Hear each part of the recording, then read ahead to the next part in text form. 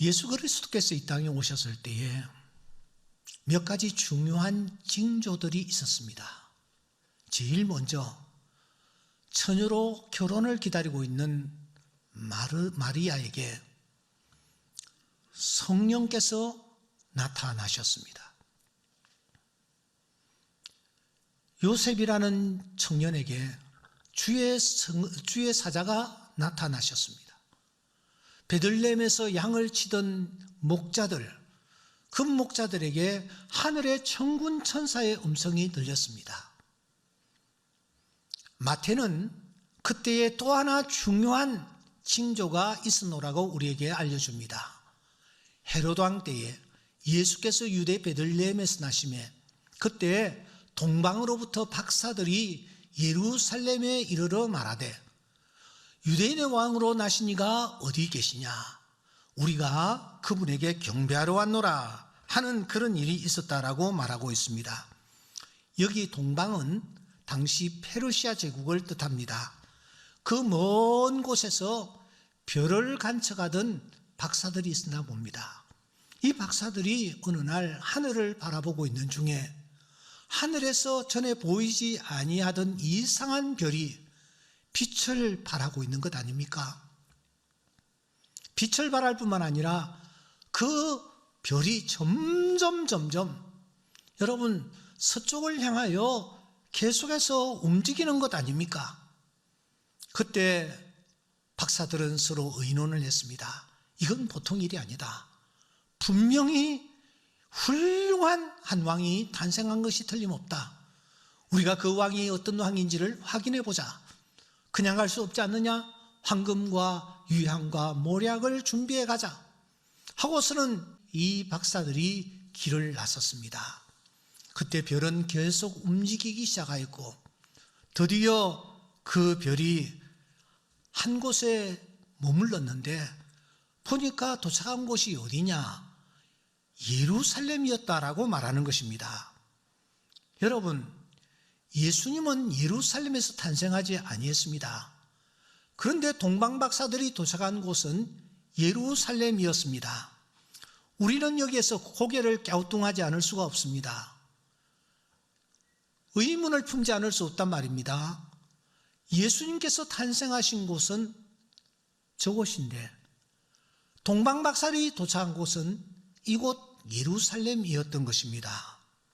여러분, 왜 동방박사들을 그곳으로 인도했을까요?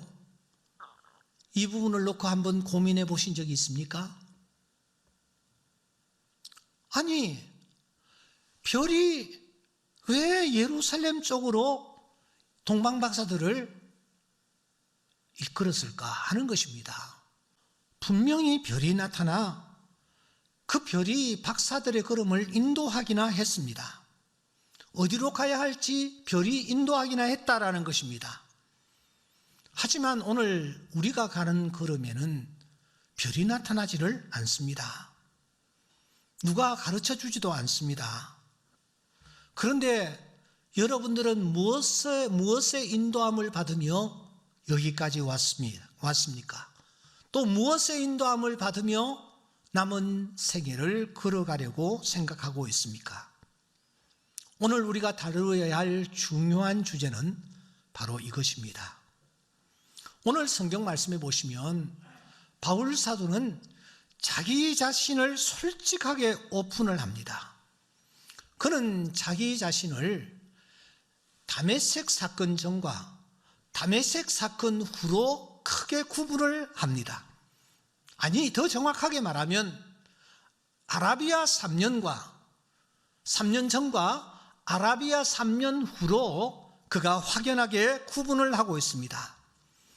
이 3년을 기점으로 그의 나아갈 방향과 가치관 그리고 목표와 지향점이 완전히 달랐다라는 사실을 그는 고백하고 있습니다.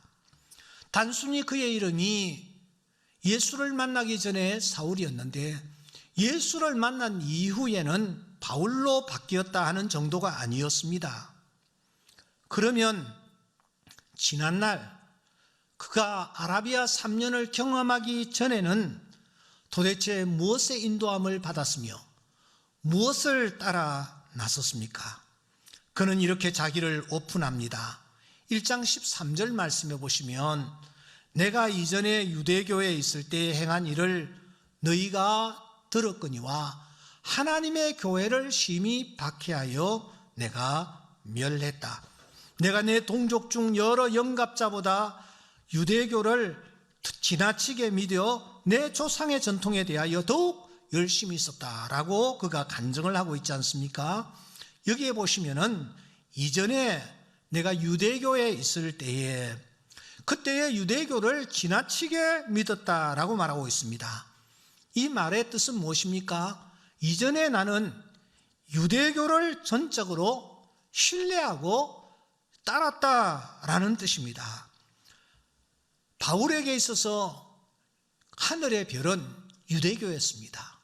동방박사들을 인도했던 별이 나타났듯이 바울에게 있어서 이 유대교라는 것은 바로 하늘에 나타난 별과 다를 바가 없었습니다.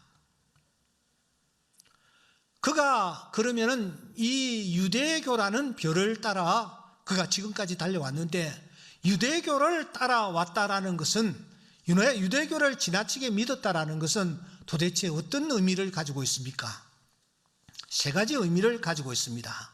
첫째는 조상의 유전을 따랐다라는 뜻입니다. 14절 말씀해 보시면 유대교를 지나치게 믿어 이어서 이렇게 말합니다. 내 조상의 전통에 대하여 내가 더욱 열심히 있었다. 지나치게 믿었고 더욱 열심히 있었다. 이 말은 유대교를 따랐다라는 것은 조상의 유전을 따랐다라는 뜻이었습니다. 미시나라든지 탈무드라든지 이런 조상들의 유전을 그들은 따랐어요. 이 바울 사도는 생명처럼 소중하게 생각하며 따랐던 것입니다. 유대교를 따랐다라는 것은 두 번째, 율법을 따랐다라는 뜻입니다. 유대교의 경전이 무엇입니까? 율법입니다. 그러므로 율법을 따르고 율법을 지켰다라는 것입니다. 그는 어렸을 때부터 할례를 받았고 또 그는 히브리인 중에 히브리인이요 율법으로는 바리새인이라고 말할 정도로 그는 유대교를 따랐습니다. 마지막으로 그가 유대교를 지나치게 믿었다라는 것은 사람을 따랐다라는 뜻입니다. 오늘 1장 14절 말씀해 보시면 동족이라는 말이 나옵니다. 영갑자라는 말이 나옵니다. 조상이라는 말이 나옵니다. 2장 4절 말씀해 보시면 거짓 형제라는 말도 나옵니다. 여러분 여기에서 우리가 무엇을 확인할 수 있습니까? 이 바울이 사람을 따르고 사람을 지나치게 의식하고 사람을 의지했다라는 것을 은연중에 보이는 것입니다. 그가 다메섹으로 갈 때에 왜 갔습니까? 사도행전 9장 2절 말씀에 오시면 사람을 만나면 남녀를 막론하고 결박하여 예루살렘으로 잡아오려 함이라. 다른 사람들이 다른 길로 사람을 인도하는 것을 그는 용납할 수가 없었습니다. 그래서 예수를 믿는 사람들을 만나면 그들을 붙잡아서 전부 깡그리 해치려는 목적으로 그가 다메섹으로 가지 않았습니까?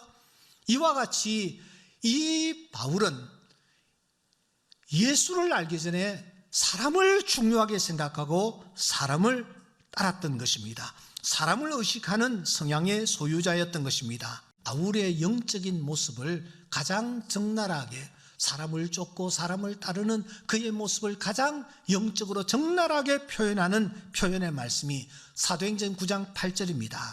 사울이 땅에서 일어나 눈은 뜨으나 아무것도 보지 못하고 사람의 손에 끌려, 그것이 사울의 모습이었습니다. 사람의 손에 끌려 다메섹으로 들어갔다. 자기 의지가 없습니다. 사람의 손에 끌려 사람이 끄는 대로 그가 끌려갔던 것입니다. 그러던 어느 날 전혀 예기치 못한 사건이 일어났습니다. 다메섹 사건입니다. 그 사건 이후에 그는 사람들을 만나려 하지 않습니다. 혈육과 의논하려고 하지 않습니다. 그것도 3년 동안 그곳에 머물면서 다메섹에서 나타났던 그 예수라는 분이 도대체 어떤 분인가? 그분과 나와의 관계는 도대체 어떤 관계인가? 이런 부분에 그는 집중을 했습니다. 그의 눈이 상할 정도로 그는 그곳에 매달렸고, 그곳에서 엎드렸고, 그곳에서 무릎 꿇고, 그곳에서 하나님을 만나기 위하여 기도하며 엎드렸던 것입니다. 그 결과 그가 얻은 결론이 무엇입니까? 그것은 바로 갈라디아서 2장 16절입니다. 사람이 의롭게 되는 것은 오직 예수 그리스도를 믿음으로 말미암은 줄 내가 깨달았다. 그래서 나도 그리스도 예수를 믿는다. 이는 우리가 율법의 행위로서가 아니고 그리스도를 믿음으로써 의롭다함을 얻으려 함이라. 율법의 행위로서는 의롭다함을 얻을 육체가 없느니라. 바울 사도가 3년 동안 그 아라비아 광야에서 모래바람을 맞으며 추위와 더위를 견디면서 깨달은 것이 바로 2장 16절, 율법의 행위로서는 의롭다 하심을 얻을 육체가 없느니라. 이 진리를 깨달았던 바울은 지금까지 붙잡았던 세 가지를 분토와 같이 버립니다. 조상들의 유전 버립니다. 율법 버립니다. 사람을 기대고 의지하던 것을 버립니다. 그리고 그가 새로운 것을 꽉 붙잡습니다. 새로운 것을 붙잡았다라는 것은 새로운 것을 따랐다라는 뜻이 아닙니까? 새로운 것에 인도함을 받았다라는 뜻이 아닙니까? 그가 무엇을 붙잡았습니까? 무엇을 따랐습니까? 무엇을 의지했습니까? 무엇을 바라보았습니까? 그는 이렇게 고백합니다. 14년 후에 내가 바나바와 함께 디도를 데리고 다시 예루살렘에 올라갔는데, 그 다음에 굉장히 중요한 단어가 하나 등장합니다. 계시를 따라 올라가. 사람이 아니에요. 율법이 아니에요. 더 나아가 조상들의 유전이 아니에요. 다시 말하면 유대교가 아니라는 것입니다. 그가 다시 붙잡은 것이 있습니다. 오늘 이 본문은 굉장히 중요한 메시지를 줍니다. 계시를 따라 올라가. 동방박사들이 별을 따라갔듯이 바울 사도는 이제는 계시를 따라 올라가는 것입니다. 그런데 이 계시를 따라 올라갔다라는 이 말, 여기에도 역시 세 가지 중요한 의미가 담겨져 있습니다. 첫째, 계시를 따라 올라갔다라는 것은 성령을 따랐다라는 뜻입니다. 성령을 따랐다. 왜냐고요? 성령이라는 이름의 또 다른 이름이 계시의 영이라는 이름이 있기 때문입니다. 에베소서 1장 17절에 보시면 성령을 계시의 영이라고 말합니다. 그러므로 계시를 따라 올라갔다라는 것은 성령을 따랐다라는 말입니다. 성령의 인도하심을 철저히 받으며 그는 나아갔습니다. 지금까지 그는 조상들의 유전을 따랐습니다만 이제는 계시의 영, 즉 성령을 따라 나아가기를 힘쓰며 성령의 간섭함을 받으려고 힘썼다라는 것입니다. 사도행전 16장 6절 말씀해 보시면 성령이 아시아에서 말씀을 전하지 못하게 하실 때에 그는 성령의 뜻을 쫓습니다. 20장 23절에 보면은 성령께서 자기 마음속에 찾아오셔서 증언을 하시는 그 음성을 그가 듣는 것입니다. 언제나 성령이었습니다. 언제나 성령의 인도함을 받으려고 애썼습니다. 성령이 말씀하지 아니하면 움직이지 않았습니다. 성령이 말씀하실 그때에 그는 과감하게 성령의 뜻을 쫓아 나아가기를 힘썼습니다. 철저히 성령이었습니다. 성령 의존적인 삶을 살았다라는 것입니다. 그가 계시를 따랐다라는 두 번째 뜻은 복음을 따랐다라는 뜻입니다. 지난날 그는 무엇을 따랐다고요? 율법을 따랐습니다. 율법의 의로는 흠이 없을 정도였습니다. 그러나 이제는 그 율법을 과감하게 포기합니다. 아닙니다. 율법이 아닌 복음입니다. 복음을 따르겠다고 다짐합니다. 복음이 무엇입니까? 여러분, 예수 그리스도께서 나를 위하여 십자가에 못 박혀 돌아가셨다. 예수 그리스도를 믿는 믿음, 그 믿음이 복음의 핵심인 것입니다. 이 복음을 그가 따르기로 힘썼던 것입니다. 왜냐고요? 복음의 또 다른 이름이 계시이기 때문입니다. 갈라디아서 2장 2절 말씀해 보시면 계시를 따라 올라가 내가 이방 가운데서 전파하는 복음을 그들에게 제시하되, 계시가 곧 복음이라고 바울이 말하고 있습니다. 율법으로 구원에 이르는 길을 포기했습니다. 율법으로는 의롭다 하심을 얻을 육체가 없다라는 사실을 깨달았습니다. 방법은 오직 하나, 복음이었습니다.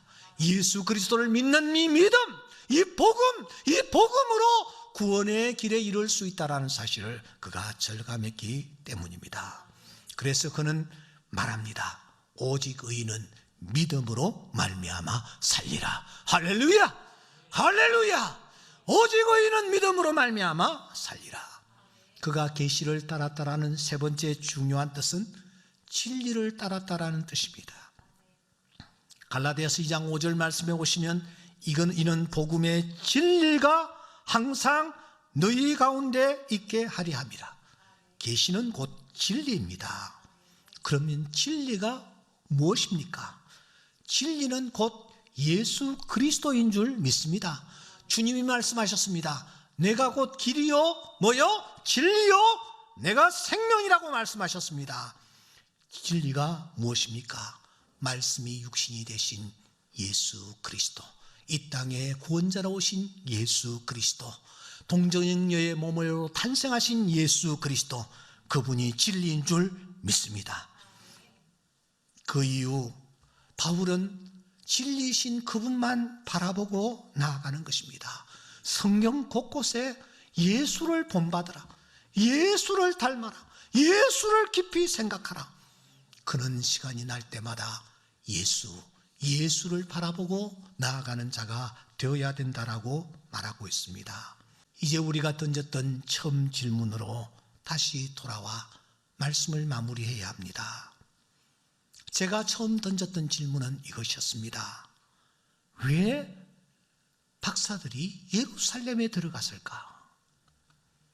아니, 하늘의 별이 왜 예루살렘으로 이끌었을까? 왜 갓 태어난 예수님이 밤중에 일어나 강보에 쌓여 저 예굽으로 피신을 가야 하는 이런 일들이 일어났을까 하는 것입니다. 첫째, 왕이 탄생했다고 하니 당연히 왕궁일 것이다 라는 박사들의 선입견 때문이었을까요? 둘째, 아니면 별이 워낙 높게 있어서 판단착오를 했을까요? 셋째, 이도 저도 아니면 별이 잘못 인도한 것일까요? 넷째, 더 깊은 뜻이 있는 것일까?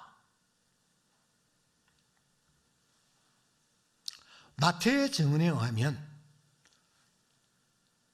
그때 동방으로 향하던 별이 처음 머물렀던 곳이 예루살렘임에는 틀림없습니다. 여러분, 왜 그곳에 머물렀을까요? 예루살렘과 베들레헴은 약 9.5km, 한 10km 정도의 굉장히 먼 거리입니다. 저는 기도하는 중에 깨달았습니다.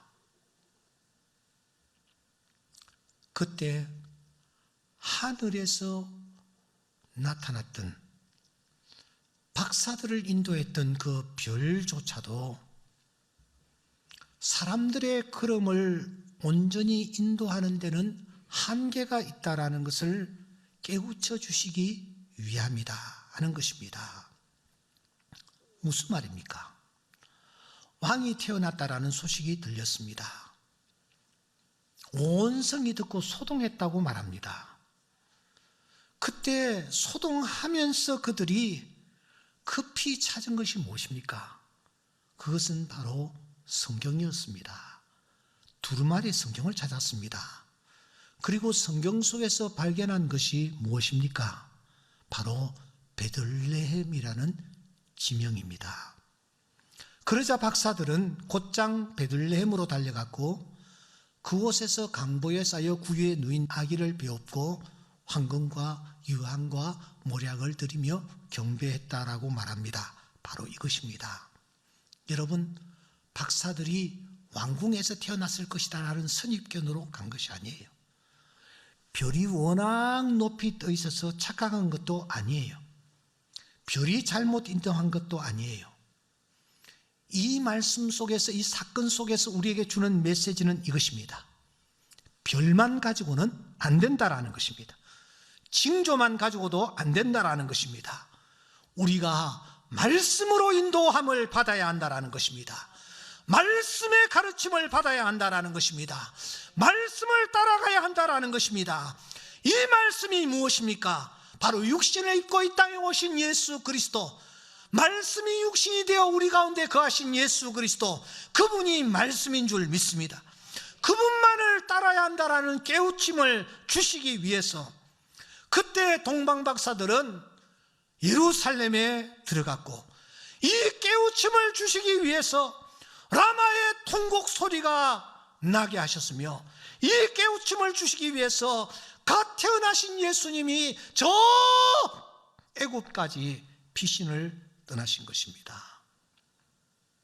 사랑하는 여러분, 하늘에 무슨 징조가 보여도 그 징조는 우리의 온전한 인도자가 될 수가 없습니다. 별을 섬겨야 합니까? 우리의 인도자가 될 수가 없습니다. 우리를 온전히 인도할 수가 없습니다. 우리를 온전히 인도하실 수 있는 분은 오직 말씀이신 예수 그리스도, 그분인 줄 믿습니다. 성경은 우리가 양으로 지음받은 존재임을 부각시키고 있습니다. 목자가 필요한 존재라는 것입니다.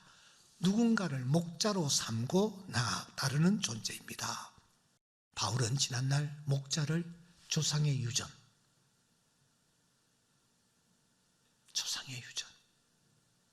이것을 목자로 생각했습니다. 율법을 목자로 생각했습니다. 사람을 목자로 생각했습니다. 다시 말하면 유대교를 목자로 생각했습니다. 그러나 아니었습니다. 바울은 깨달았습니다. 그가 계시를 이제는 따라야 되겠다. 계시가 무엇인가? 성령이시다. 계시가 무엇인가? 그 계시는 바로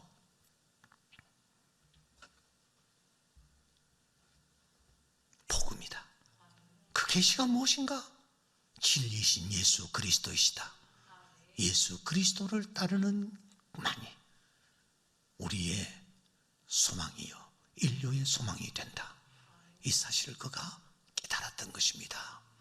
사랑하는 여러분, 오늘 설교의 제목을 마음에 꼭 담으시기를 바랍니다. 나는 지금까지 도대체 무엇을 따라왔으며 무엇을 따라가려고 생각하는가? 바울 사도처럼 성령을 따르기로 다짐하는 은혜가 있기를 주의 이름으로 축원합니다. 바울 사도처럼 복음을 따르기로 다짐하는 오늘 이 시간 되기를 소원합니다. 바울처럼 진리이신 예수 그리스도를 따라가기로 힘쓰는 우리 모두가 될 수 있기를 주의 이름으로 축원합니다.